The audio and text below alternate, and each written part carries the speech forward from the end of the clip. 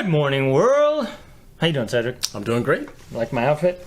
That's yes, awesome. Where can we get those? To the back. Oh, jeez. Can you tell It's a damn shame. Tell our viewers we can get that fancy T-shirt you got on or tank top you got on? Yeah, there is a link for Teespring it's in the description. We have on YouTube. There's a whole bunch of things. If you look at the description of this video, I have all these links to our Facebook site, our webpage, including our Teespring site. Right. So, yeah. Awesome. What's on the tap today? Today, you are going to talk about, because you watched yesterday, on Tuesday, the Senate hearings for Amy Coney Barrett. Yes. And the and that whole circus going on. Right. Right. For those of you who watch the hearings and the questions asked by the Democratic Senate. Why would you put yourself through that? It's horrible. And you have to. It's part of the process. I'm glad you did. Well, it's not my process. It's part of the process. But, I think she composed herself very well. So today we thought we were going to talk about some of the questions that she was asked, especially on Tuesday, especially some of the questions from the senators and how they seemed a little bit unfair and seemed a little bit hard-hitting. Today on Cedric and Brian, I'm Cedric. And I'm Brian, and this is Cedric and Brian.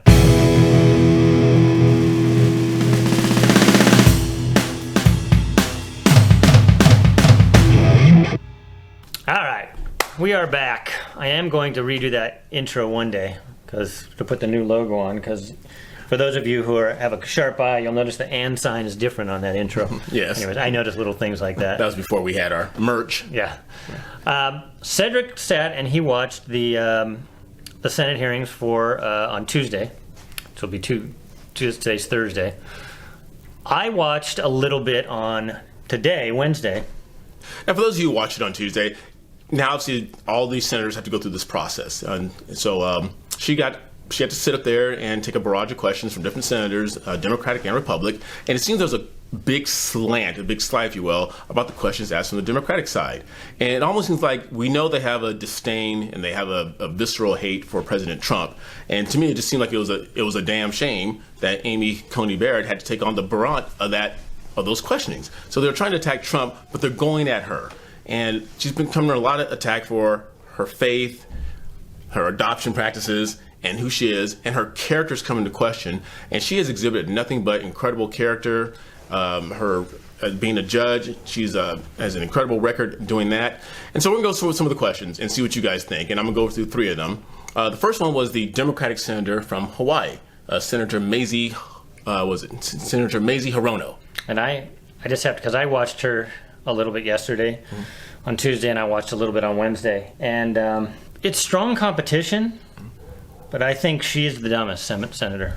Yeah. I don't know how these people get in these positions of power. Right. But anyways, go ahead with the question. Yeah. Okay, we're going to talk about three of the senators' questions that were directed toward Amy Coney Barrett. And it's weird because I was just thinking the left is always saying how they're pro-woman and they're pro-feminine, but they're always pro-woman unless that woman is conservative or Republican. Or if she makes an accusation against Biden, they're not pro-woman. Yeah, or she makes an accusation of Biden, or unless she's getting her ass handed to her in a vice presidential debate, which is what happened last week, and then they come to her rescue. But that's a different story altogether. So, like I said, Senator Mazie Hirono, the Democratic senator from Hawaii, really asked some hard-hitting questions that we haven't seen since Justice Kavanaugh went through this entire process. For those of you who saw it, it was kind of insulting, and the fact that Amy Coney Barrett held her composure and just answered the questions just shows what type of character she has. She has a lot of character. So here's the question that was asked of her. Since you became a legal adult, have you ever made unwanted requests for sexual favors or committed any verbal or physical harassment or assault of a sexual nature? No, Senator Hirono. Have you ever faced discipline or entered into a settlement related to this kind of conduct? No, Senator. And maybe it's just me, but it's like they're trying to do that perverted thing where they're trying to get her goat. Well, in all fairness, Senator Hirono said she asked this of every time that a judge came up before her. Right. She asked the same question. Right. Because she can't tell the difference between if she has somebody who's a male or somebody who's a female, because she did allude earlier that it was insulting that Amy Coney Barrett used the term sexual preference. Sexual preference, Yeah. yes. She has to be fair Right. and ask this of a male. Well, we can't use male or female. I think that's Yes, we why. can. I think. Well, no, but I think that's why it's a fair question. In Senator Hirono's mind, there is no difference. It's fluid. So it's a fair question that she asked this of a what we would call a female in our world. The world. I'm going to say it, the world. And then and the questions before that about saying, well, you said it's sexual preference. You use the term sexual preference to describe those in the LGBTQ community. And let me make clear, sexual preference is an offensive and outdated term. They were just trying to trip her up. Well, and what I had just heard on Wednesday, I think this might have happened Tuesday, the day she asked it, the dictionary, Webster's Online Dictionary, changed the definition of preference that day. Within hours after she asked that question, they changed the definition, and if I find out, I'll put it up. Sexual preference, and of course she means orientation, and then Senator Hirono was saying how that was such a terrible thing and a derogatory thing in the LGBTQ plus community to say preference. Well, in the dictionary on Monday, preference and orientation were the same. On Tuesday, after this, they changed the definition to put that it's offensive now to say that. So that's how fast our world works when we slide down the slippery slope, that they can change definitions on the spot. So Right. then if you want to debate somebody, they go, look at the definition, that's derogatory. You can't say sexual preference. So it reminds me again of the book 1984, Yes. where his whole job was to go change history. And so the second one I want to talk to, the second out of the three, is Antima O'Mara. And she's a Democratic National Committee member. And she made some pretty scathing remarks to Amy Coney Barrett as well. And she goes on to say, if Brian can put this on the screen, she compared Barrett to the character Aunt Lydia in the fictional dystopian novel and TV series, quote, The Handmaid's Tale, which in today's world is a Stepford wife. It's kind of Stepford wife. She's kind of a clone, and she does whatever she's told, and doesn't have a mind of her own, and she can't think. So it goes on to say, Aunt Lydia's character, The Atlantic reported, is, quote, emotionally, mentally, physically, and sexually tortured the handsmaid in her cares by cutting out their eyes and tongues, sewing their mouths shut, and tasing them for offenses. The publication noted that Aunt Lydia, quote, enjoys these cruelties in the show. That does not sound like Amy Coney Barrett at all. As I'm saying, they're just trying to get her go. They're trying to jab her. They're trying to poke her, try to get some type of reaction from her.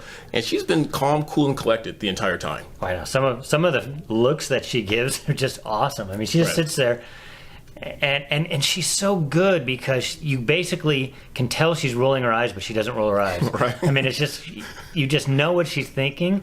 But she's so cool, calm, and She's collected. much better than me. I would have popped up and said something gosh. stupid. So again, they're going after a successful, very successful female from a very prestigious law school, Right. and they're denigrating her like she's some kind of subservient woman.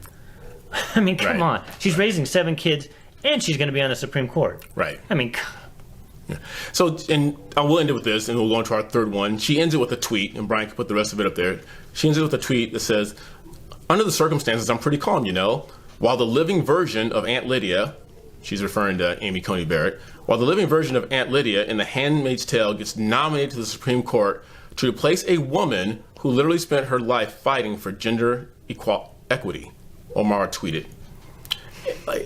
I don't know why this woman's getting so much backlash. because she's on the right. Yeah. but- Remember, counterculture used to fight against. If you were part of the like the hippies, the Right. people who protested the Vietnam War, they were fighting against so-called the man. Right.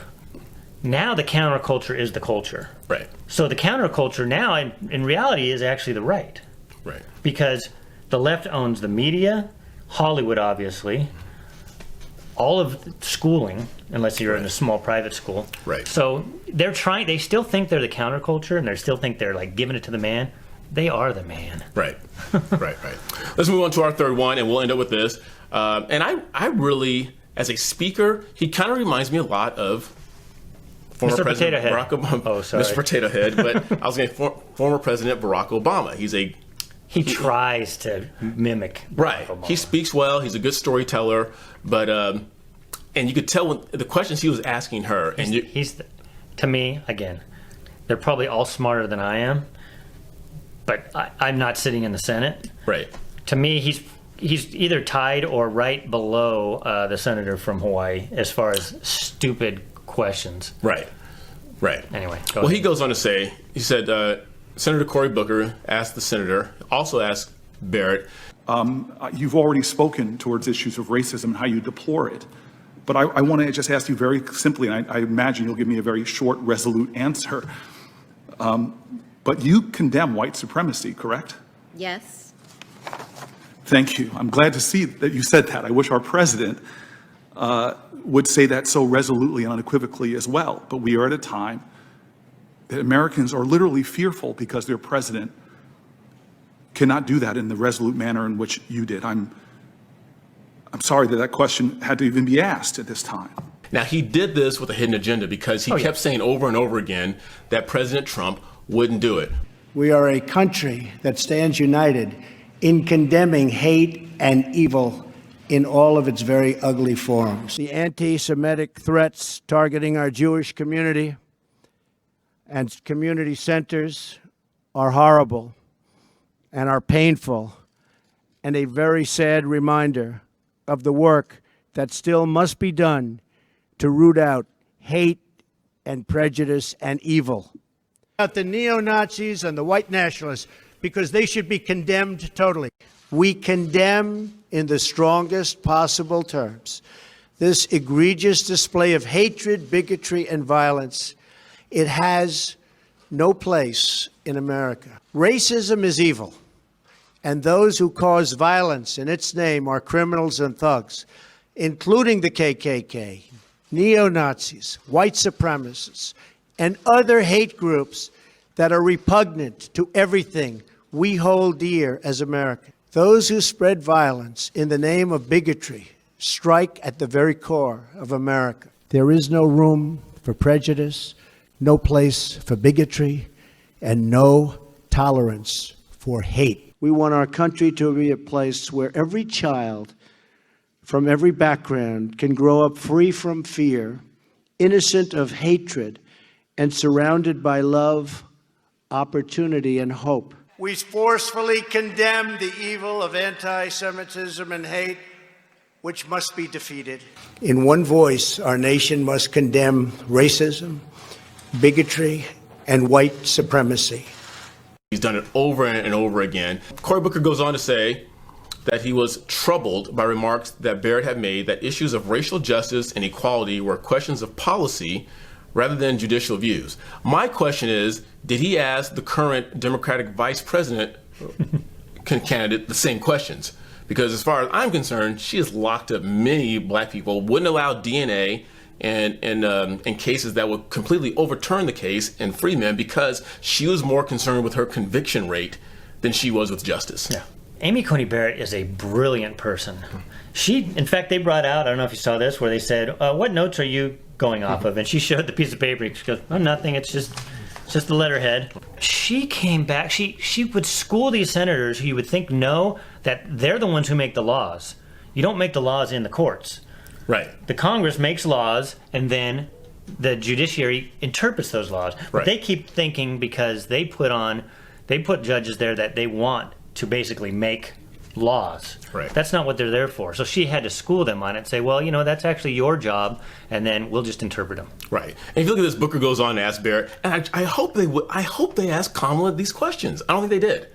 I know they didn't ask her these questions. They won't. He asked Barrett if she was surprised to learn the findings of a U.S. Sentencing Commission study that found black defendants were more likely to face harsh mandatory minimum sentences than white defendants in similar cases. That was because of Kamala Harris. So that's incredible. And she goes, I don't know, Senator Booker, that seems an odd thing for me to express an opinion on. Barrett, I think she was trying to take the high road because I know. She said, you should be looking at the vice president candidate if you want those questions answered. And then the bottom line, what all of the Democrats that I saw, basically at the end of them asking these inane questions. At the end, they just said, "Oh, we just want to let it be known that this is illegitimate because we're in an election," and all of the stuff that you've heard over and over.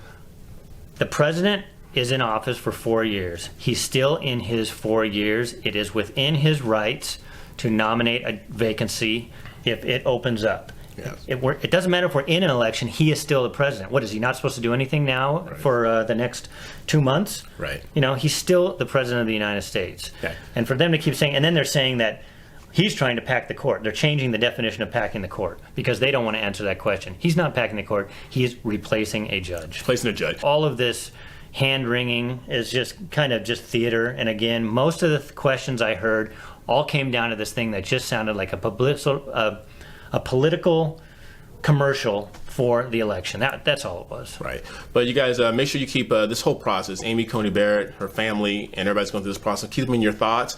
And I hope everybody just wants what's right for our country, what's best for our country as a whole, and not just for a select few people.